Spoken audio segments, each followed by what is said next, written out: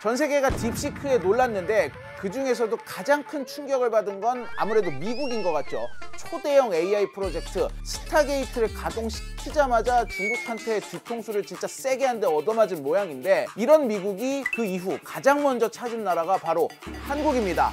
역시 한국. 이 상황이 우리나라 경제에, 특히 반도체와 AI 업계에 천국일지 지옥일지가 무척 궁금해졌습니다.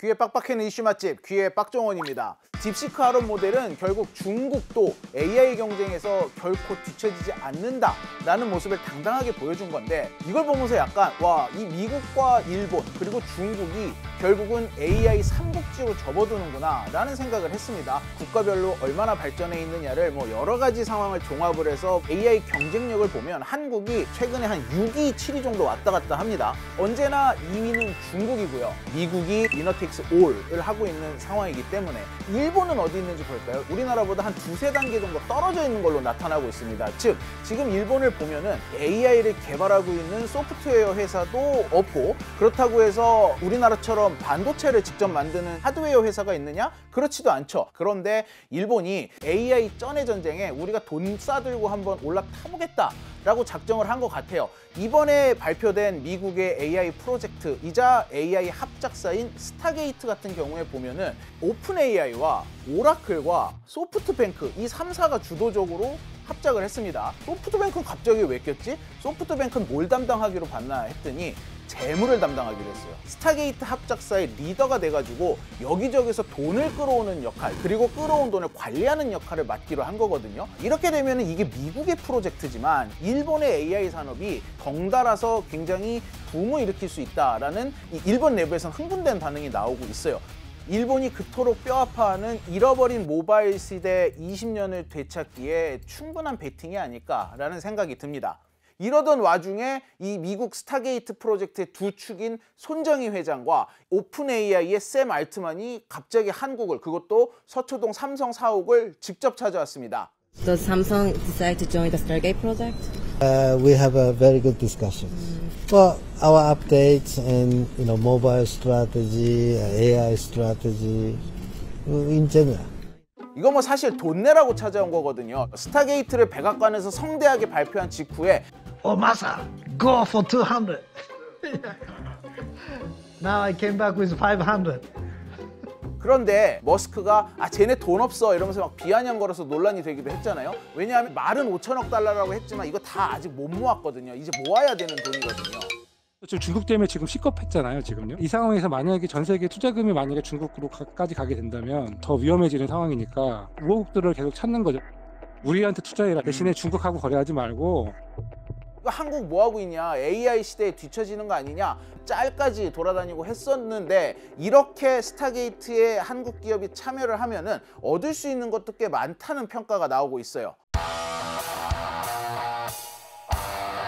AI 관련해서 우리나라가 굉장히 직접적으로 연관이 있는 게 하드웨어 산업이죠. AI 데이터 센터에 들어가는 GPU를 엔비디아가 거의 독점으로 만들고 있는데, 엔비디아에 들어가는 굉장히 중요한 메모리 칩인 HBM을 SK 하이닉스가 대규모로 공급을 하고 있고, 또 삼성도 일부 저사양 모델에 공급을 하고 있습니다. 그러다 보니까 물론 엔비디아에 직접 투자를 하고 있는 분도 있지만 이 삼성과 하이닉스가 너무 큰 영향을 받으니까 여러 가지 차원에서 엔비디아 주식에 우리나라 사람들이 미국 사람들보다도 더 관심을 가질 수밖에 없어요. 그런데 지금 딥시크 발표 이후에 가장 큰 타격을 입은 기업이 엔비디아죠. 조금 회복되긴 했는데 아직 V자를 그리지 못하고 있어요. SK 하이닉스도 연휴가 끝나자마자 폭락을 했습니다. 삼성 주식 역시 조금 떨어졌어요. 엔비디아가 살아날 것이냐가 이러다 보니까 우리나라 사람들에게도 굉장히 큰 관건입니다. 딥시크가 나오면서 폭락을 할 수밖에 없었던 이유는 엔비디아가 사실은 굉장히 초고가의 비싼 GPU를 팔아가지고 굉장히 높은 부가이익을 내는 비즈니스 모델을 가져가던 기업인데,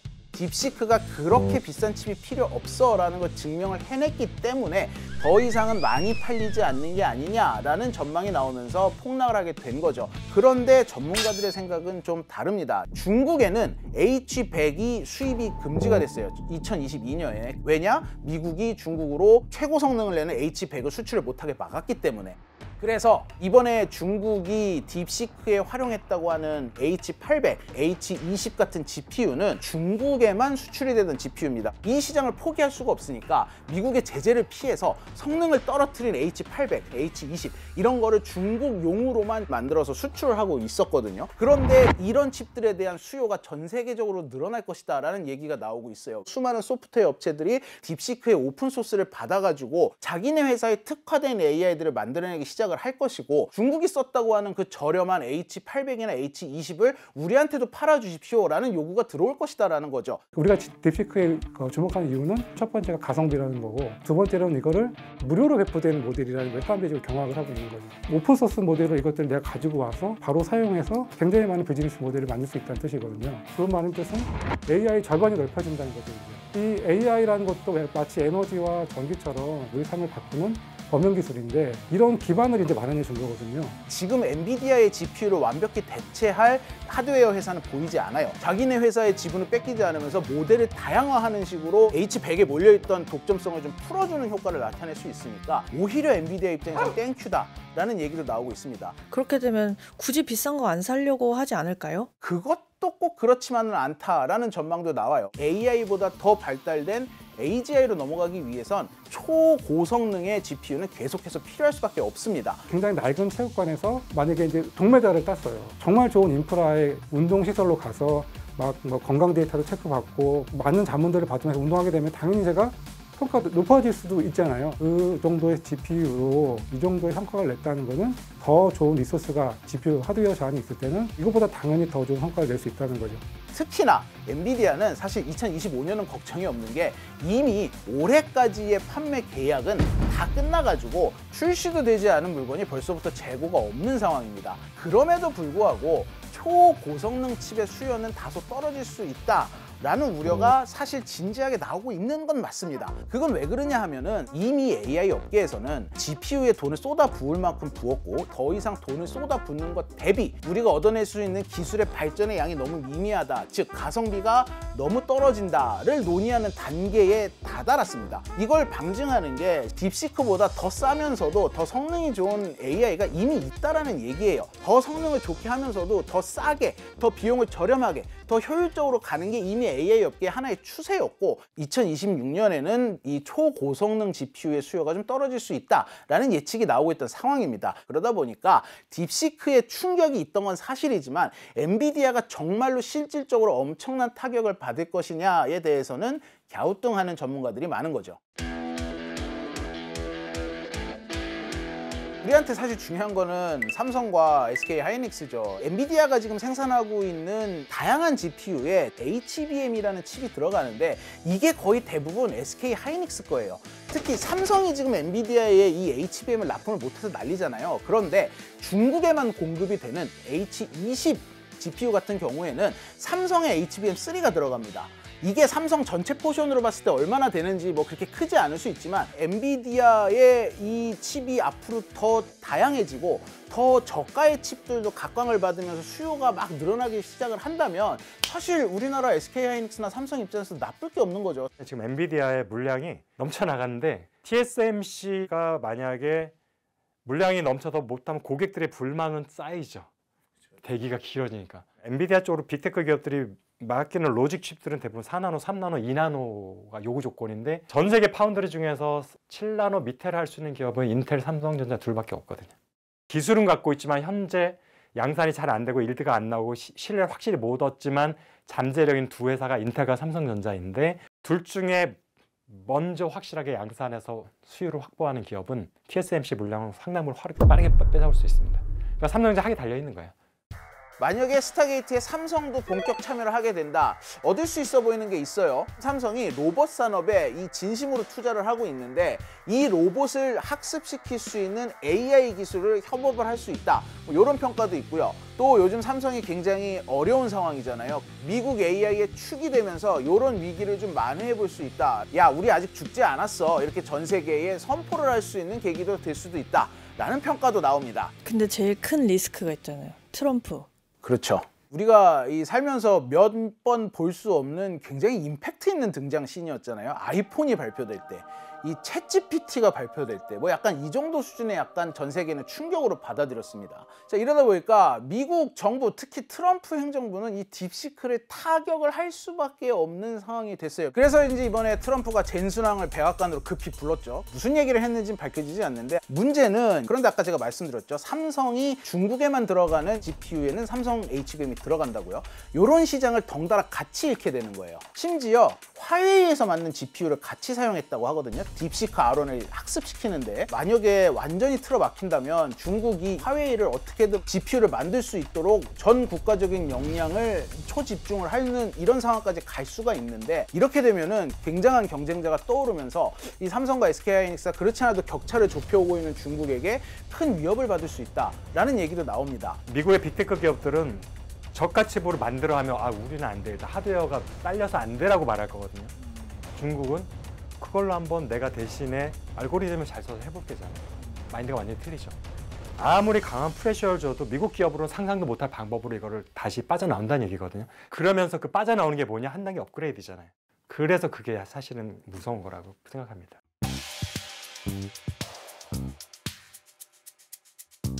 AI 알고리즘을 직접 만드는 기업들에 대한 어떤 여러 가지 얘기들도 나오고 있어요. 네이버와 카카오 같은 경우는 주가가 굉장히 뛰었어요. 그도 그럴 것이 네이버 같은 경우 지금 하이퍼클로바라는 AI를 굉장히 열심히 만들고 있잖아요. 아시아 최대 규모 데이터 센터도 네이버가 보유를 하고 있습니다. 그동안 네이버의 한계로 지적이 됐던 게 자본이었거든요. 미국만큼의 돈이 없기 때문에, 혹은 중국처럼 돈을 미친 듯이 쏟아붓는 정부가 없기 때문에 안 될 것이다 라는 한계선이 있었는데, 그게 이번에 딥시크 때 무너졌거든요. 이런 기대가 네이버 주식에 그대로 반영이 됐다라고 보면 됩니다. 그런데 여기서 정말로 딥시크의 개발 비용이 그렇게 저가였을까라는 의문이 계속해서 나오고 있어요. 딥시크를 소개하고 있는 논문을 보면은 공식적인 트레이닝을 하는데 든 비용이 550만 달러다라고 써 있습니다. 그런데 이걸 개발하기 위해서 인프라를 쌓고 데이터를 축적하고 실패했던 비용들, 그 수많은 다른 비용은 포함하지 않은 금액이다 라고 단서가 달려 있어요. 이거를 다 하면은 이 550만 달러에 100배는 들었을 것이다 라는 얘기가 전문가들의 중론이에요. 그럼에도 불구하고 딥시크의 비용이 의미가 있는 건 이걸 오픈소스로 풀어버렸다는 겁니다. 이걸 따라서 개발하는 업체들은 실제로 그만큼 비용을 줄일 수 있다라는 얘기가 나오고 있거든요. 네이버나 카카오도 앞으로 굉장히 효율적으로 운영을 하면서 개발할 수 있는 길이 열렸다라는 평가가 여전히 유효한 겁니다. 그래서 카카오랑 네이버가 역량이 되나요? 일단 카카오는 오픈 AI와 협업을 하기로 했죠. 카카오 서비스에 챗 GPT 등 AI 기술을 접목한다는 계획입니다. 그런데 이 전체적인 우리나라 AI 산업을 놓고 보자면 이 걸림돌이 되는 부분도 여전히 많습니다. 지금 요번에 딥시크가 나오면서 되게 화제됐던 게 있잖아요. 중국 체제나 어떤 중국의 역사 관련해서는 대답을 못하는 부분이 있다. 이게 결국은 이게 글로벌 플랫폼으로 자리 잡기에 굉장히 큰 걸림돌이 될 것이다 라는 얘기가 나오거든요. 근데 그거 아세요? 네이버 하이퍼클로버 X에 우리나라 정치인이나 정치에 대해 물어보죠? 똑같이 대답을 안 합니다. 정치적 중립성을 깰 수 있어서 대답을 못 합니다.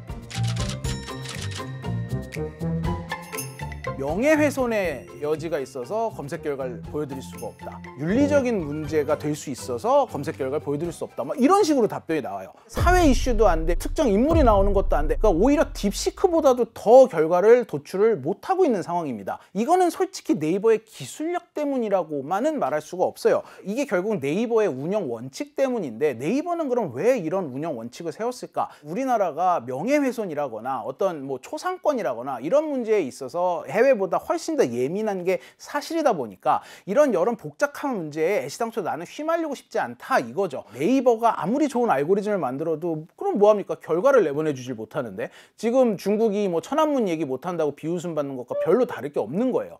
이러다 보니까 이 최근에 국회에서 천신만고 끝에 AI 기본법이라는 게 통과가 됐어요. 이게 또 충분하지 않다라는 얘기가 나와요. 딥시크의 부재가 into the unknown이거든요. 지금까지 있지 않았던 미지의 영역으로 나아가는 경쟁을 본격적으로 시작을 했는데, 근데 이거 결국 다 돈입니다. 우리나라도 그만큼 지원을 해줄 수 있겠느냐라는 얘기가 나오는 거죠. 정권에 따라서 R&D가 늘었다가 갑자기 삭감됐다가, 이번에 AI 기본법에도 이 정부 지원 관련된 규정이 거의 많지가 않거든요. 특히 정치적으로 너무 어수선한 상황에서 지원금을 쏟아붓듯이 나올 만한 어떤 그런 상황도 아니다. 딥시크가 나온 다음에 제가 진짜 많이 들은 얘기가 우리나라 이공계 천재들은 전부 의사하러 의대 간다. 좀 약간 자주 섞인 말로 이참에 국가 산업을 뷰티로 바꾸자. 이런 얘기까지 나오고 있습니다. 그런데 이걸 그럼 의대를 가는 사람들을 비판할 수 있을까요? 그럴 수 없죠. 더 좋은 대우를 찾아가는 건 인간의 본능인데 우리나라에서 이 이공계 천재가 공과대학을 나와서 졸업을 해봤자 선택할 수 있는 선택지가 거의 없습니다. 결국에는 보상의 문제인 것 같아요. 의대는 정년이 일단 없죠. 개업하면은 정년이 없어지는 거잖아요. 나만 열심히 하면 충분히 돈을 벌 수 있잖아요.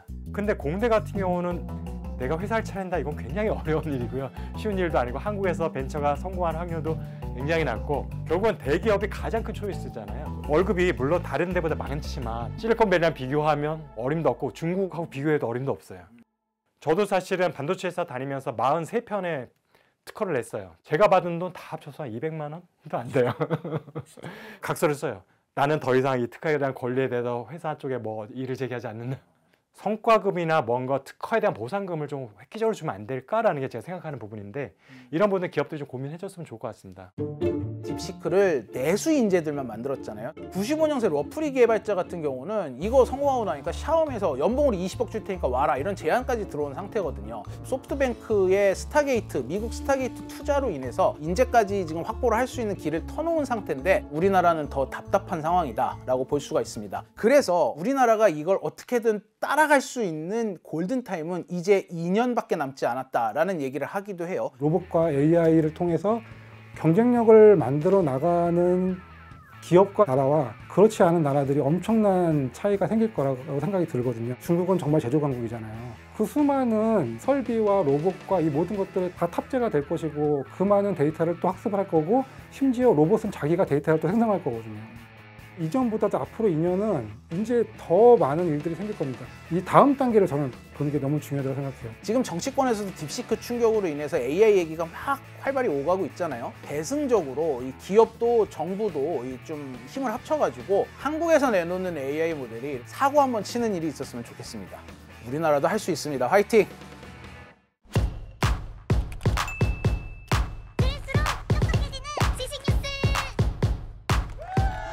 교양이를 부탁해는 여기까지입니다.